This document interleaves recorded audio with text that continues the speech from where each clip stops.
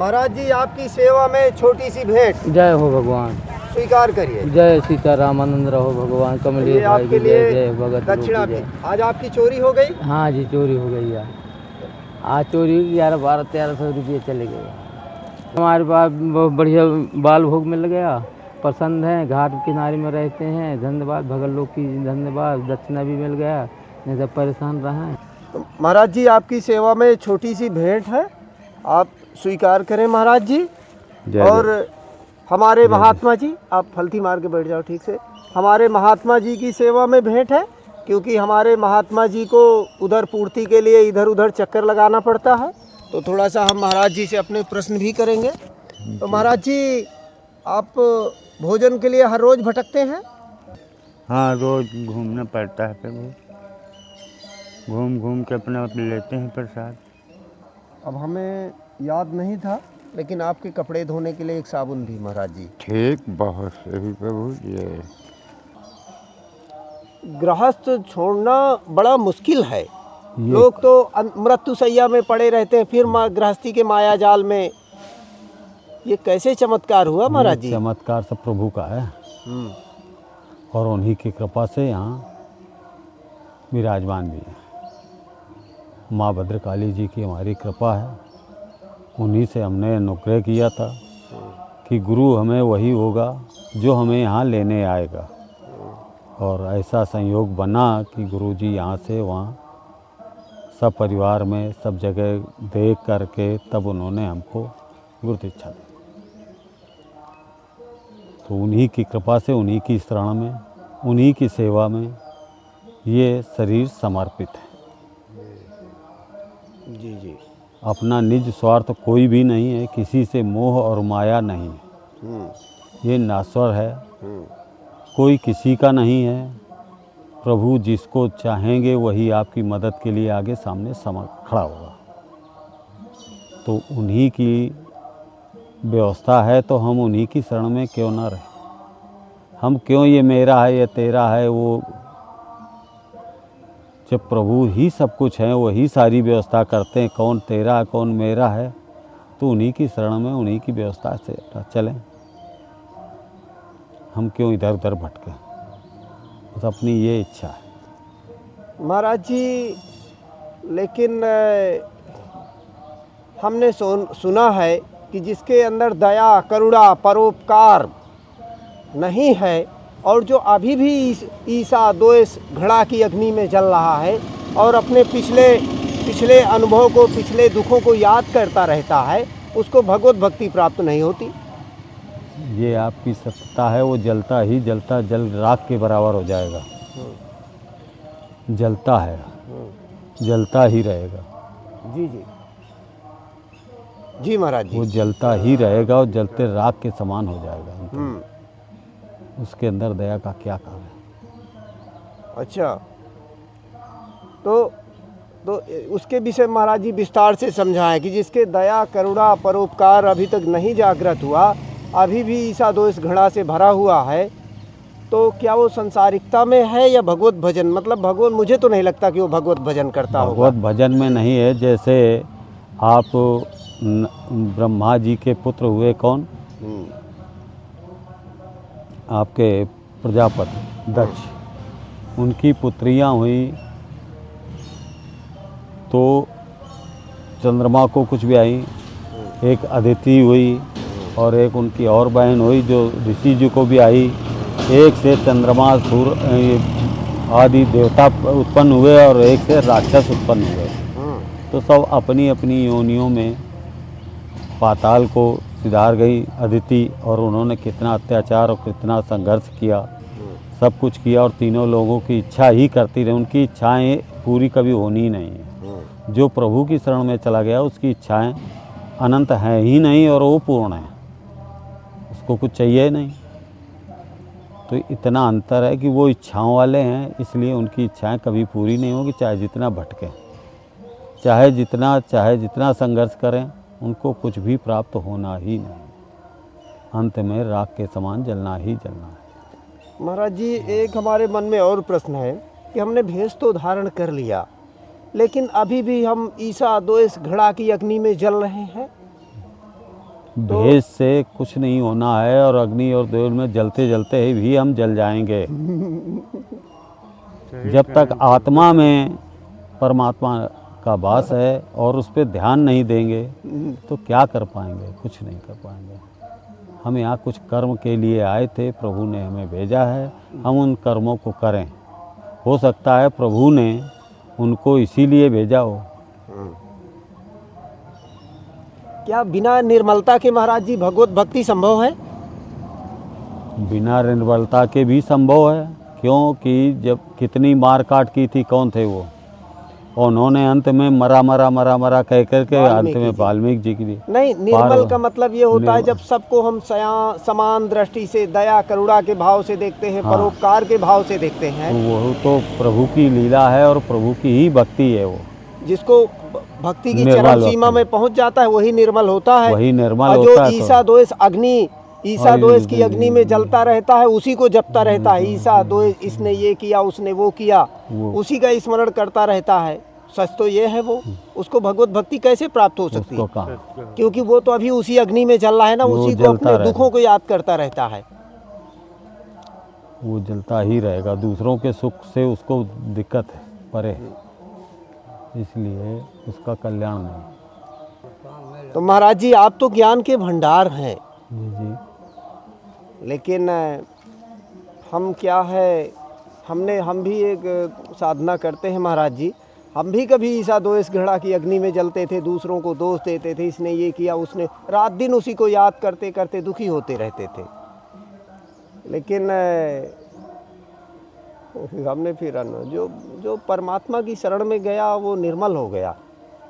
जो अभी भी संसार में लटका हुआ है, दरअसल वही ईसा द्वेष घृणा की अग्नि में जल रहा है। दिखावा तो करता है कि मैं परमात्मा की भक्ति करता हूँ, लेकिन अभी वो अंतःकरण से धारण नहीं कर पाया। क्या ये सत्य है महाराज जी? सत्य है, वो नहीं कर पाएगा, क्योंकि अग्नि तेज जलती है जी। और जब तक वो अपने आप को बिल्कुल नहीं जला देगा तब तक वो कैसे शुद्ध हो पाएगा, निर्मल कैसे हो पाएगा? जल का तेज प्रभाव होता है, अग्नि का भी तेज प्रभाव होता है। तो जलते जलते जब वो बिल्कुल राख हो जाएगा तभी तो निर्मल हो पाएगा। जी जी। और जब तक उसमें कुछ अंश रह जाएगा तब तक निर्मल नहीं हो सकता है, उसको भक्ति मिल ही नहीं सकती। तो महाराज जी, सिद्ध संत की कैसे पहचान करें? सिद्ध संत की पहचान तो ये है कि वो बहुत शांत प्रकृति में होगा और नित्य अपने प्रभु की शरण में होगा, नित्य उन्हीं का भजन करेगा, यही उसकी पहचान है। अपनी नित्य क्रिया से उसको केवल मतलब है, उसको सांसारिक व्यवस्थाओं से कोई लेना देना नहीं, तभी वो संत है। लोक कल्याण है, परोपकार की भावना तो होनी चाहिए ना? तो अनिवार्य है ही है। जब वो किसी से मतलब नहीं रहेगा तो जो उसके पास आया वो अर्पित है, वही में लोक कल्याण है। और जिसने समेटना चाहा है वो लोक कल्याण कहाँ से आया? जी महाराज जी।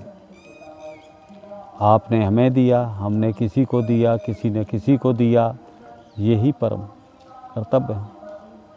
अब इसे हम अपने पेट के उदर के लिए रख लें तो ये लोक कल्याण तो होगा, अपना स्वार्थ होगा, कभी पूरा नहीं होगा।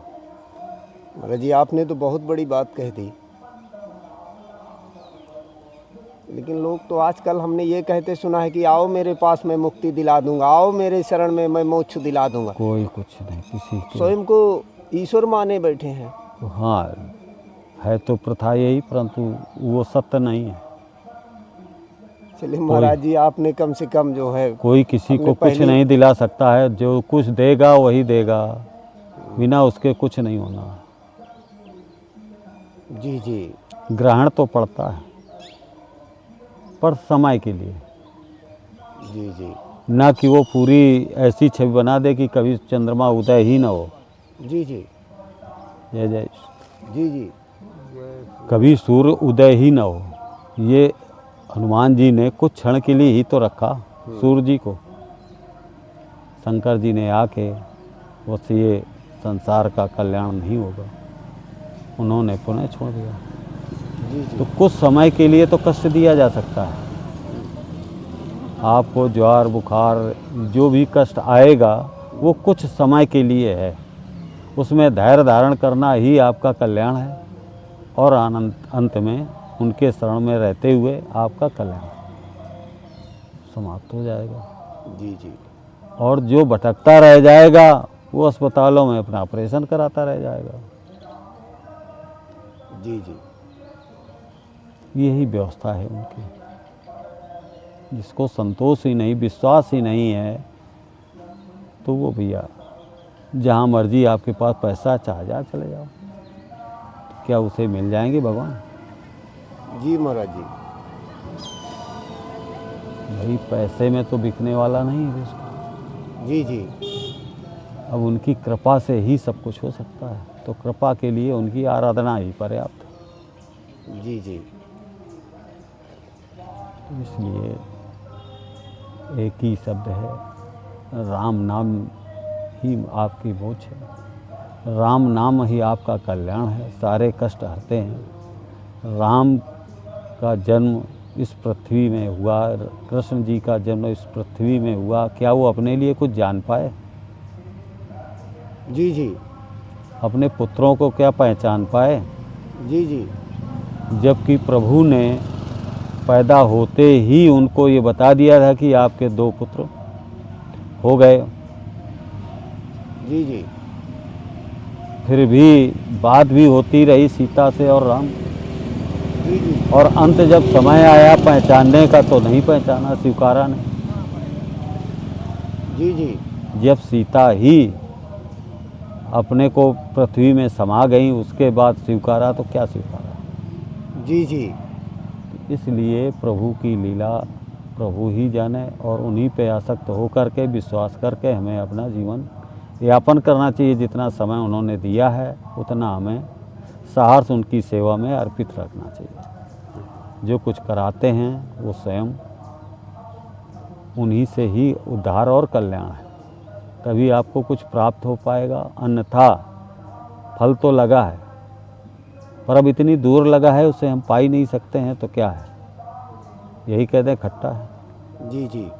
तो प्रभु तो इतनी दूर हैं जिसकी कोई सीमा नहीं, और उन पे अगर लगन लग जाएगी तो इतने नज़दीक है कुछ कहना नहीं। जी महाराज जी। तो महाराज जी, मानव जीवन का और गृहस्थ का कैसे कल्याण हो, महाराज जी आपका मार्गदर्शन चाह रहे थे थोड़ा।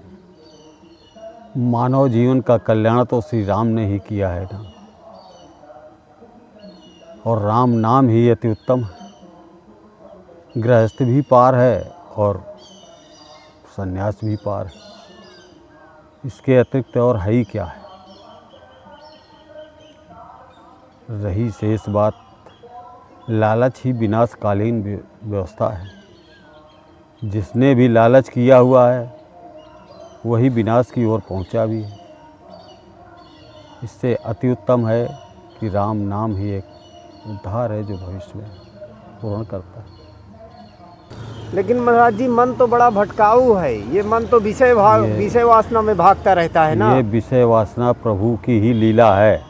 आपको अपने पास नहीं रखना चाहते हैं, आप जो है यहाँ भटकते रहें, अपने कर्मों के अनुसार भटकते रहें जी। और कर्म जैसे होते हैं उसी हिसाब से भटकना भी होता है। इसलिए राम नाम पे ही आधारित होकर के राम नाम की ही चर्चा पे रहेंगे तो वो शरणागत रहेंगे। और जब आप देख करके किसी की लगा करके चश्मा आप जो देखेंगे कुछ उस पे आधारित हो जाएंगे तो भटकते ही भटकते रह जाएंगे, कहीं प्राप्त ही नहीं कर पाएंगे। तो आपका कहने का मतलब महाराज जी, दूसरे के अवगुण नहीं हमें देखना चाहिए। हमें अवगुण किसी के तो देखना ही नहीं है, उसकी भलाई हमें लेनी है केवल बस। जी जी। जिसको जो है हम देख रहे हैं, जो कुछ भी, चाहे पेड़ हो, चाहे पौधा हो, जीव हो, पक्षी हो, कुछ भी, उसकी बुराई से हमें क्या लेना देना, हमें उसकी भलाई से मतलब है। और राम नाम पे आप अडिग रहिए, आनंद पाइए, और सारे मार्गदर्शन वही करते रहेंगे काम। जी जी।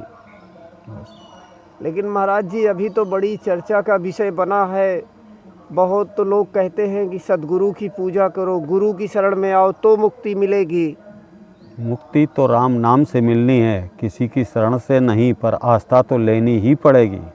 आप इस छाया में बैठे हुए हैं और छाया के ही सहारे तो बैठे हुए हैं, तो छाया तो किसी की लेनी ही लेनी पड़ेगी आपको। जिसको भी मानो, एक नाम से आप अपना चलते रहिए, काम तो बुराइयों से दूर रहिए, बुराइयों से बचते रहिए, इसी में कल्याण है। तो महाराज जी क्षमा चाहते हैं, महाराज जी आपको वैराग्य कैसे हो गया? वैराग्य का तो सिस्टम ये है कि अब अंत समय है और इसमें प्रभु की शरण में जा करके अपनी गलतियों को क्षमा मांग करके, या ये दंडक वन है जहाँ आप विराजमान हैं, यहाँ जो है यथाचित जिसके जो दंड होते हैं उनको भोगना ही अति उत्तम है और वो पार हो जाता है। बस इसलिए वैराग्य की व्यवस्था है। तो महाराज जी हमने तो सुना है कि जब तक कोई होनी या अनहोनी नहीं होती किसी के जीवन में, तब तक किसी को भगवत भक्ति मिलती नहीं। ये तो ऊपर वाले ने पहले से लिख रखा है, ये कई जन्मों पहले लिख रखा है कि आप कहाँ क्या करेंगे और क्या नहीं होगा। जो कुछ कराते हैं तो वही तो कराते हैं, हम आप क्या कर सकते हैं। ये इस टाइम आप देख रहे हैं कि पत्ती नहीं हिल रही है, और जब वो हिलाते हैं तभी तो हिलती है। तो सारा कुछ उन पे आधारित है, आप उन पे विश्वास करें। जहाँ अविश्वास है, जहाँ आप भ्रमित हो जाते हैं, वो तमाम तरीके के आपको दिखाते हैं चरित्र, जिससे आप प्रभावित होकर के भटक जाएं, वापस हो जाएं। अब सभी वहाँ पहुँच जाएंगे एक साथ, तो वहाँ कहाँ करेंगे, कैसे वो उनकी व्यवस्था करेंगे। इसलिए उन्होंने क्षेत्र में सबको फैला रखा है, सबके कर्म आधारित हैं कि आपको क्या करना है, और उनमें आपने ज़्यादा अपने आप में मैं लगा रखा है, वहीं विनाश करो। तो महाराज जी आपके भी मन को किसी ने ठेस पहुंचाई, दुख पहुंचाया? ना ही कोई ठेस है, ना कहीं कुछ है, उनकी कृपा शुरू से रही और शुरू से ही है।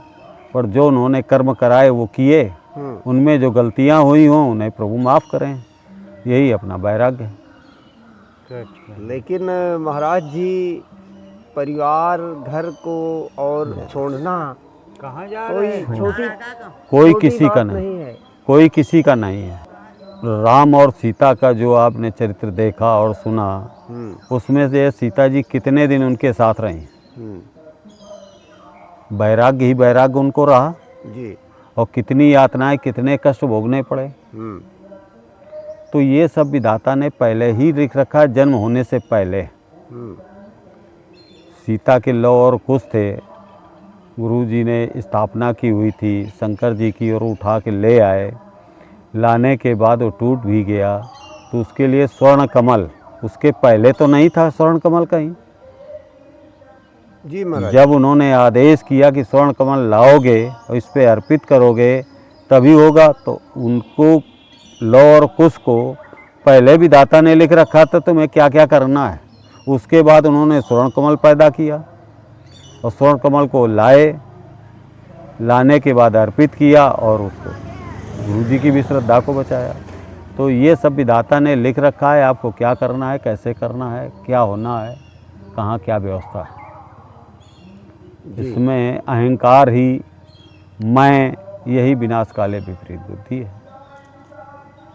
किसी चीज़ पे अति खुश नहीं होना चाहिए, किसी चीज़ पे अति दुखी नहीं होना चाहिए, यही आनंद का विषय होगा आपका। अच्छा, तो जीवन मध्य में है महाराज जी? जीवन तो कोई और चला रहा है, शरीर उन्होंने दिया है, पैदा किया है, उसके पहले उन्होंने दूध की भी व्यवस्था कर रखी है, खाने की मतलब भोजन की आपकी व्यवस्था कर रखी है। आपको भटकने की कोई आवश्यकता नहीं, कहीं भी बैठ जाएं हर जगह वो भोजन खिलाते हैं।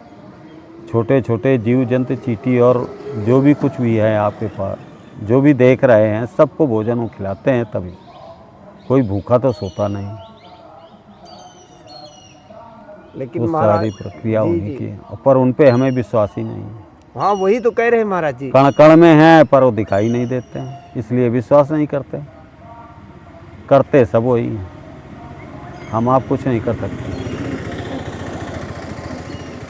महाराज जी कितने दिन से आप चित्रकूट निवास कर रहे हैं? हम लगभग तो 15 से हैं, 2015 से। तो महाराज जी शरीर क्षमा चाहते हैं आपका कहाँ से है? शरीर हमारा कानपुर डिस्ट्रिक्ट घाटमपुर तहसील बदरस गांव है, माँ भद्रकाली जी की अनुकंपा से। जी आप कहेंगे बाद में हम इसको काट भी देंगे। नहीं हम तो महाराज जी आपको भी नहीं लगा कि हम घर बसाएं और गृहस्थी का नहीं, जीवन घर जिए? बसा सब कुछ हुआ, जो प्रभु ने कराया सब कुछ किया, सारी सबकी व्यवस्थाएं हुई, कोई चिंता का विषय नहीं। हाँ अब उनकी शरण में बस यही मैं क्षमा चाहता हूँ उनसे कि जो हमसे अपराध हुए उनको क्षमा करें और आगे अपनी शरण में ले लें। तो आप महाराज जी पहले गृहस्थ थे? जी आप गृहस्थ थे? गृहस्थ थे। तो महाराज जी गृहस्थ थे लेकिन परिवार बच्चों को छोड़ना किसी को कुछ नहीं, कोई किसी को आया। जी चींटी यहाँ पैदा होती है और चींटी तुरंत अपना कदम, मछली पैदा होती है जल में, तुरंत अपना भोजन करने लगती है। भोजन दे वो रहे हैं, हाँ। कोई किसी को खिला रहा है क्या? लेकिन महाराज जी मोह से मुक्त होने का इतना आसान? मोह से मुक्त करते वही है। आप जिस पे श्रद्धा रखोगे उसी के आधार रहोगे। बहुत केस तो ऐसे आते हैं महाराज जी की कोई जब केस तो ऐसा है कि अपने अपने पूर्व जन्मों के कर्मों के अनुसार वो सारी व्यवस्थाएं ऊपर वाले ने कर रखी हैं और सबको दंड देना है। किसको किस विधि देंगे दंड, ये उनकी व्यवस्था है। जी जी अब हो सकता है हमको इसी प्रकार से उन्होंने व्यवस्था की हो, तो सबको अलग अलग उन्होंने दंड, जिसके जैसे कर्म हैं, जिसके जैसे फल हैं, कराया उन्होंने ही है।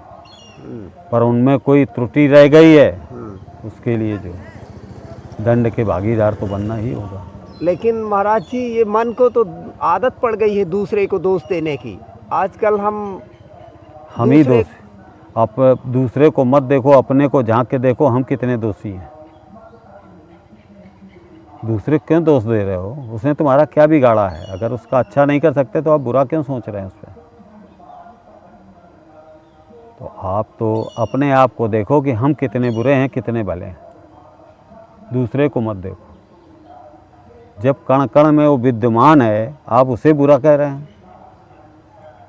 आप अपने अंदर झांक के देखो कि आत्मा क्या कह रही मेरी। महाराज जी जो होनी और अनहोनी हमारे जीवन में घटती है, उसके नहीं। लिए हम दूसरे को दोष देते रहते हैं। नहीं, क्या दूसरे को दोष देना चाहिए? वो उचित नहीं है, क्योंकि वो तो हमारे साथ पहले से पूर्व जन्म के संस्कारों के हिसाब से ही लिखी ही है। वो तो होनी ही होनी है, उसमें क्यों दोष दें कि फलाने मार दिया हमको।